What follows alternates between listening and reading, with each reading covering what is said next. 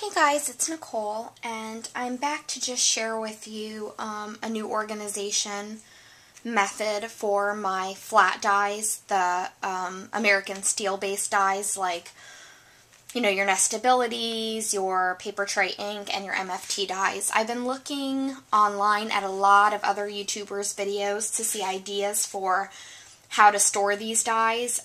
What I was doing previously was I used my Simply Renee Clip It Up, and I had all of my dies on there, but I didn't feel that that was really a good option anymore because that Simply Renee Clip It Up was not on my main desk, and I used those dies almost in every single project. So every time I needed a die, I would have to get up and go somewhere else in my room to get it. And I know it sounds lazy, but it just was ridiculous. I was getting up, and then I wasn't putting the dies away right away because when I wanted to film my videos, I wanted to show you what die I was using. So basically, I came up with a hybrid of a few different videos I saw.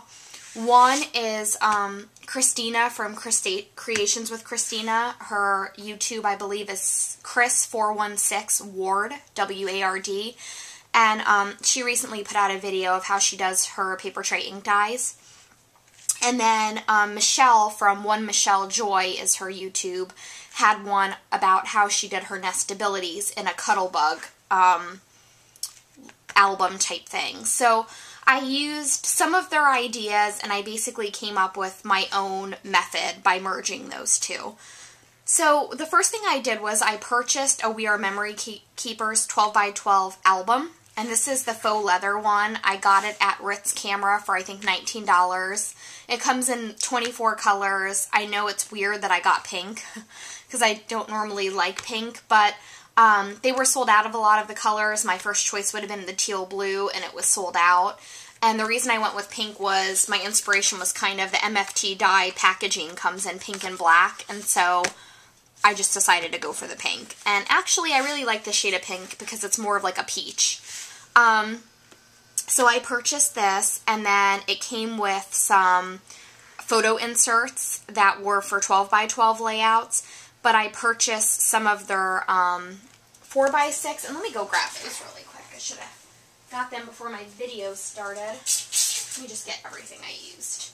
So everything I used to do this was, for $4 I purchased these, and it comes with 10, and they're 4x4 spots on each album. So these are each 4x4 little squares.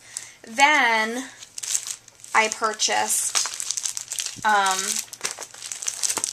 these that came with 3 4x6 squares and then one 12x6 entry. And these were $4 and change a pack for 10 pages. And I actually only used 2 out of each, so I have plenty to grow. Then for my nestabilities, I used Michelle's idea of taking a piece of black cardstock and laminating it. And then I put the nestabilities you'll see on here.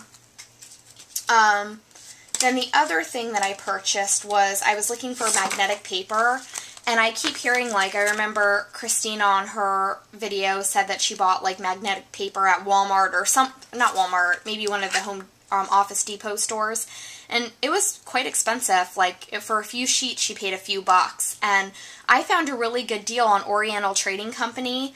You get 12 sheets of 8.5 by 11 magnetic paper for 10 bucks. I mean, that's awesome. I bought 4 packs, so I have 48 sheets, and I only used 1 pack to do what I did. So I still have 3 packs to grow. So check that out on Oriental Trading Company, and then I believe there's a code for free shipping. So I paid 40 bucks for 48 sheets, which I think was great. That's less than $1 a sheet. So let me show you what I did.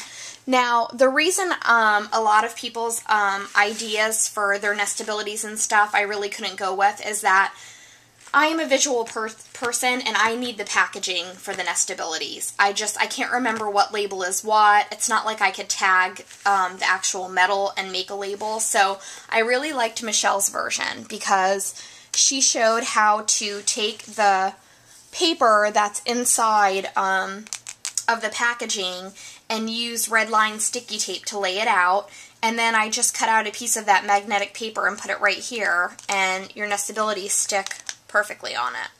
just like that. And I love that because now when I do a video, if I use one, I'll know this is labels 1, and it'll go right here. I know that you can save the packaging and put it away, but then it would just be a pain in the butt to get it out every time I used a die.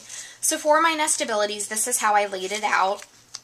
And I kept, for all my dies, I kept one piece of the packaging that said how to make the sandwich in case, you know, I forget one day or I don't remember. That way I can just know, and eventually I'll laminate these and put them in here. But, like, here are all my nestabilities, and she did hers one-sided, but I went ahead and did mine double-sided. It held just fine. There was no issue with it. It wasn't that heavy. So I did all my labels first in order, and then if I was missing one, like here's labels 1, 2, 3, 4, 5, but I don't own 6 or 7. So I left these blank because I may get 6 or 7, and I'm so anal that I'll want them in order. So eventually I could lay them here. And I only did that with the labels ones.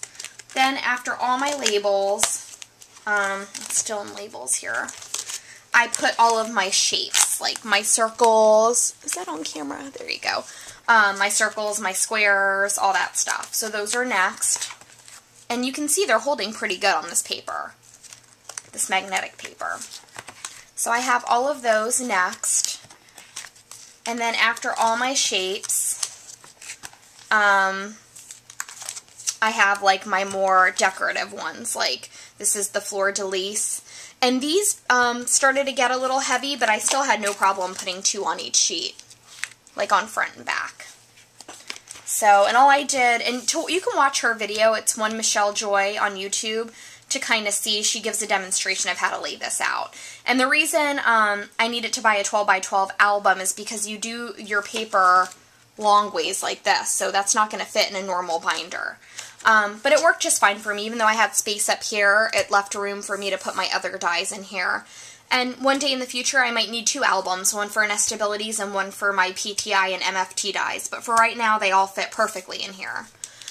So then, after my spellbinders, here are all my nestabilities and PTI. And I was able to fit, like, as you can see, I was able to fit 3 labels here, 3 banners.